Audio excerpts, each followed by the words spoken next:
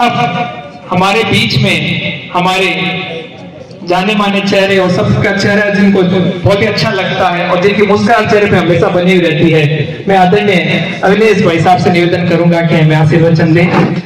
हमारे सबके चहेते, सबके दिलों में राज करने वाले अविनेश भाई साहब।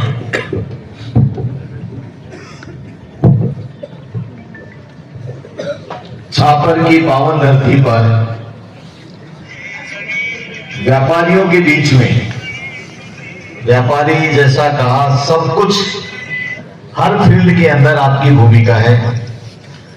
हमारे बीच में अध्यक्ष महोदय सुरेखा जी,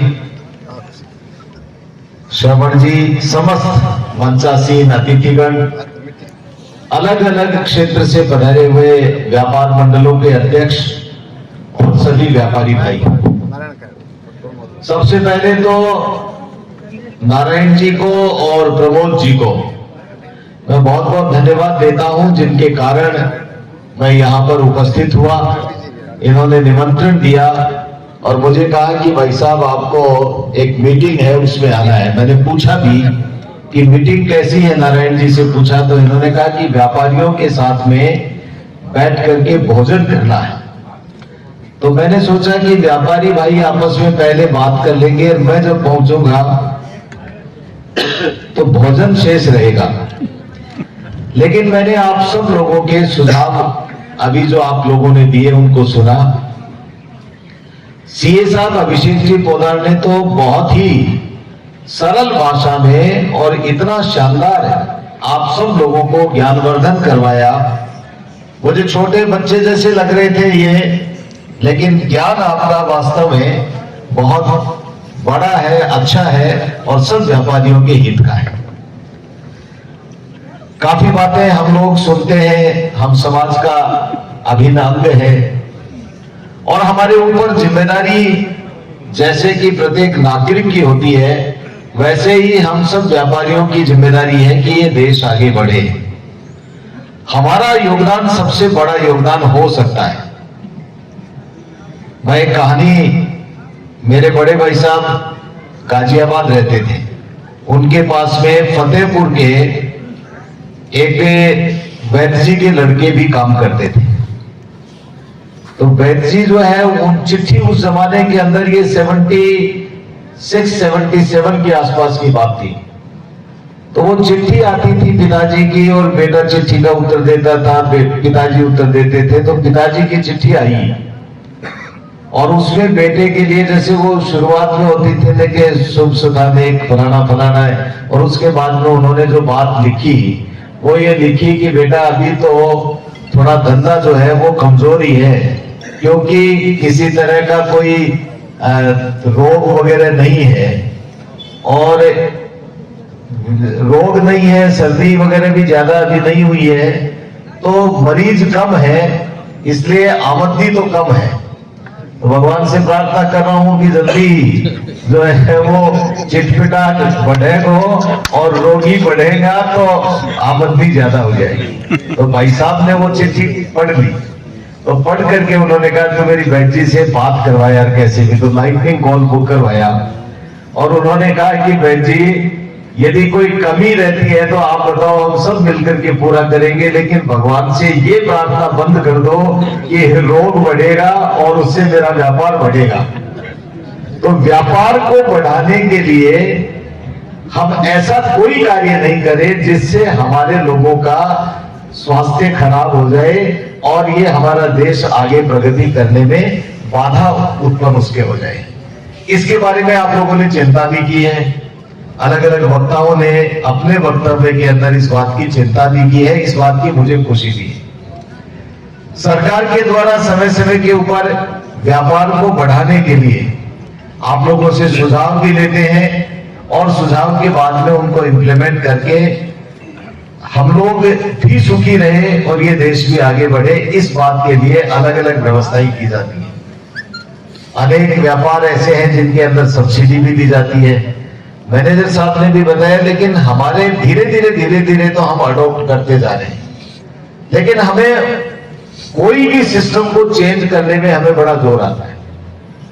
हमें जोर नहीं आना चाहिए, हमें सिस्टम से डरना नहीं चाहिए, हमें उससे घबरा करके उससे दूरी नहीं बनानी चाहिए, बल्कि उसको समझ करके उसका फायदा उठाना चाहिए। ये अभिषेक जी ने भी यही बात कही। मैं आप सब लोगों का बहुत धन्यवाद भी देता हूं कि इतनी बड़ी संख्या में छापर जैसी छोटी सी जगह पर आप लोग पधारे। सुजानगढ़ से भी आए हैं, मीरासर से भी आए हैं, बहुत अलग अलग जगह से आए हैं, व्यापारी बंधु दिख रहे हैं।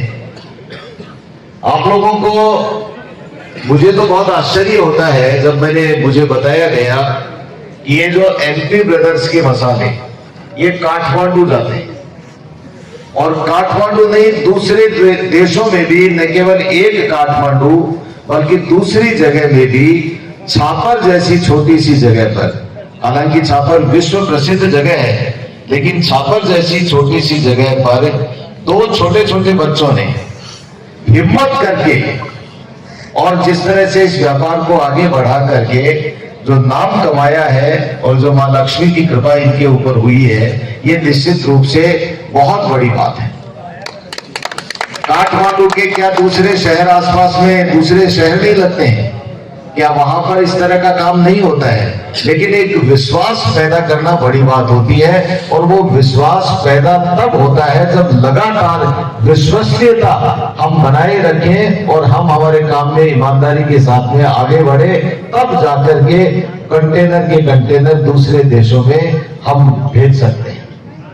तो मैं जैसे वो है ना लक्ष्मीकांत प्यारेलाल का नाम एक साथ आता है, वैसे ही नारायण प्रमोद का नाम भी एक साथ आता है।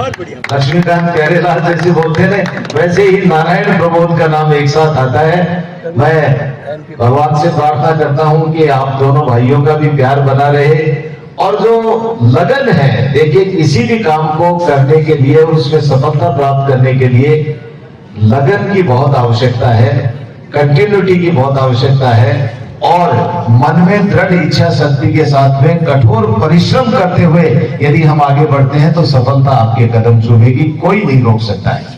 लेकिन हाँ, ये हमें हमेशा ध्यान देके, कई बार क्या होता है कि हम लालच में आकर के और छोटे छोटे लाभ के लिए हम कई बार कई गलतियां कर देते हैं, उसका नुकसान समाज को भी होता है और देश को भी होता है। उसके लिए हम सब लोगों को ध्यान में रखने की आवश्यकता है। व्यापारी भाई, मैं किसी भी व्यापारी भाई के लिए ये कोई कमेंट ऐसा नहीं कर रहा हूं। मैं तो ये कहता हूं कि आप लोग इसको अदरवाइज में मत लें। मुझे अभी बता रहे थे बहन जी की अब हमारे यहाँ पर इंस्पेक्टर्स जो है वो ज्यादा आएंगे, और हर नगर पालिका क्षेत्र में एक इंस्पेक्टर आएगा, छोटी छोटी जगह पर भी आएगा। हालांकि एक इंस्पेक्टर का काम छापर जैसी छोटी सी जगह में एक इंस्पेक्टर का काम नहीं है। अब राजदेसर छोटा सा गांव है, छोटा सा ही बीरासर है, छोटा सा ही छापर है, तो यहाँ पर जैसे दो दो तीन तीन जगह पर भी एक आदमी यदि होता है तो वो सफिशिएंट होता है। अदरवाइज क्या होता है, लेकिन यदि हम सही तरीके से काम करेंगे तो एक इंस्पेक्टर हो चाहे 4 इंस्पेक्टर को बैठा दीजिए, हमारा क्या बिगाड़ेगा इंस्पेक्टर। गलत किसी भी तरह से किसी भी व्यापारी के साथ में किसी भी अधिकारी को गलत नहीं होने देंगे, मैं आपको ये विश्वास दिलाता हूं।